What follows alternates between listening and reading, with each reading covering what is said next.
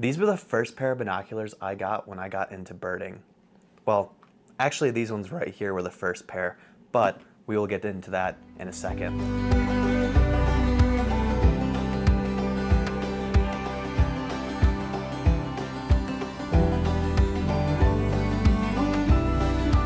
So what I'm holding right here is the Celestron Nature DX 8x42 Binoculars. Whew, that's a mouthful. I'm gonna do a quick review, just talk about my experience of birding with these for over a year, why I had to purchase a second pair, and just my general thoughts about the binoculars themselves.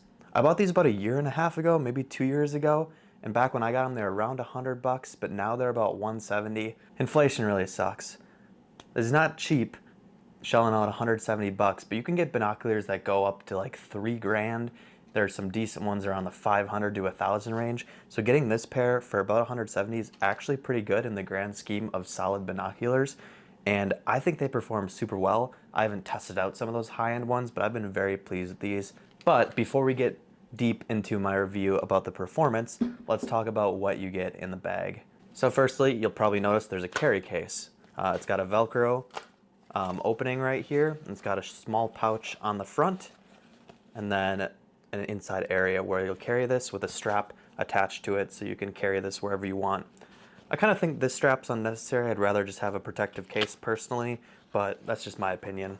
Inside the bag, you'll find a microfiber cloth that comes along with it. And then you'll also get some protection for the binoculars themselves. So this is the eye cup protector.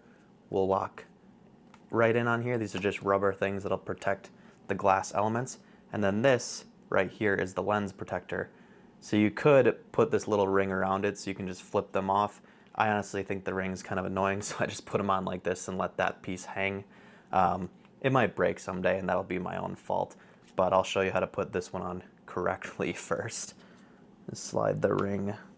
This is why I don't like them, because they're kind of annoying to get on. And I take them off anyways when I go birding. This is the only way I put these on in storage. There you go, ring is on, it can hang off, or you can close it. So now, those are the other two pieces that come in the package too. And then the last piece, which is already attached to my binoculars, I just leave it on, is this neck strap. It's a fine neck strap, it works. It's not like super comfortable. I might get something else someday, but it functions, so it's kind of nice that they included this too. All right, let's talk about the build of these binoculars. They feel very solid. They're a bit hefty. I'll put the weight up on screen here. Celestron's website says these are designed with the outdoor enthusiast in mind. They're waterproof, and this rubber is to help protect it if you drop it. It's got a very sturdy build, and I don't think this thing is gonna break easily on you, though I don't recommend dropping it a bunch. I think they'll hold up for a while. You have a very smooth functioning focus ring on the binoculars. Big fan of how this feels as you're moving it. It'll change what you're focusing on, how far out or close that you need to get your focus of the binoculars onto. And then you also have an eye cup ring, which I believe this helps correct different vision settings, whereas this will focus it, this one will set it up. And then lastly, these eye cups extend or retract to 3 different settings. So you can use them with like sunglasses, or you can set them up and have it block out a little bit more of the light if you're just using them with your eyes. As for the glass itself on these, they're fully coated.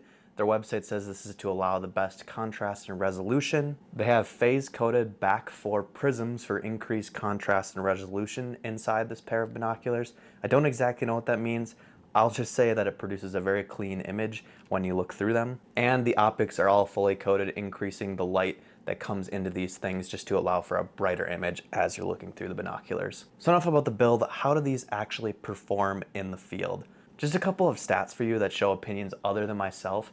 Back in 2016 on Audubon's magazine Binocular Guide, these were named the best pair under $200 for birding.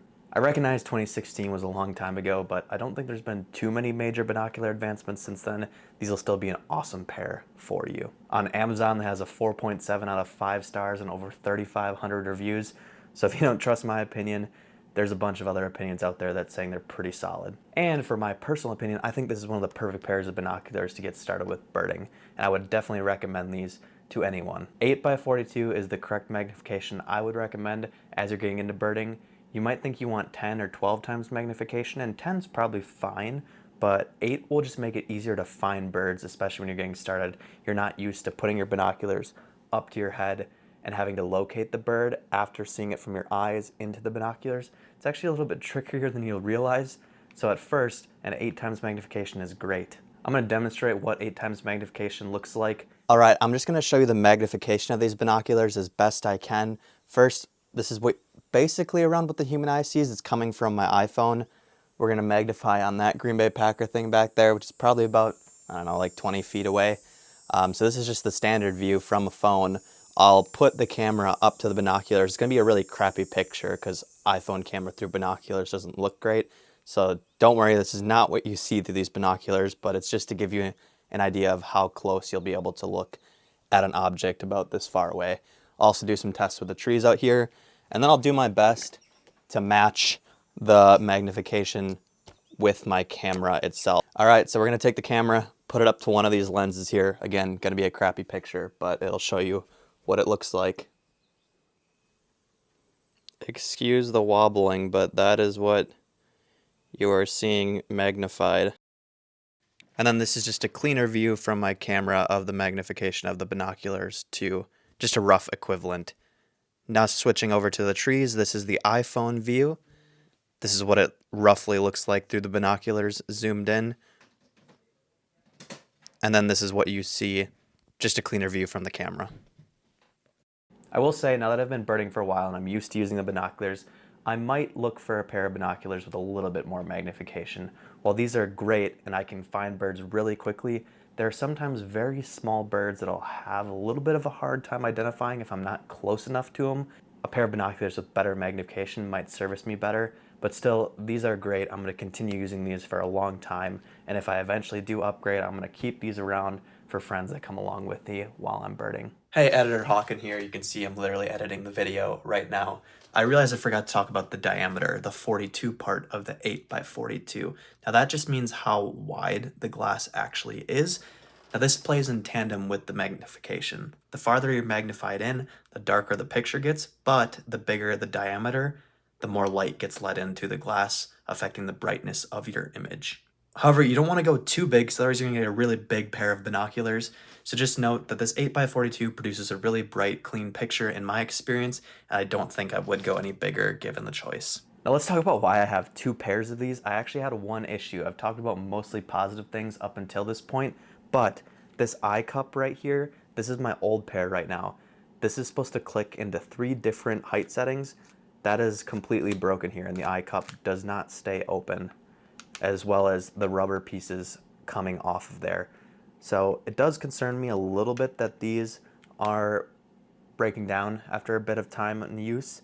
The glass and stuff is totally fine, it functions great. It's just the eye cup, and it became a bother, so I reached out to Celestron, and they actually sent me a new pair, a brand new set with all the accessories and stuff, completely for free.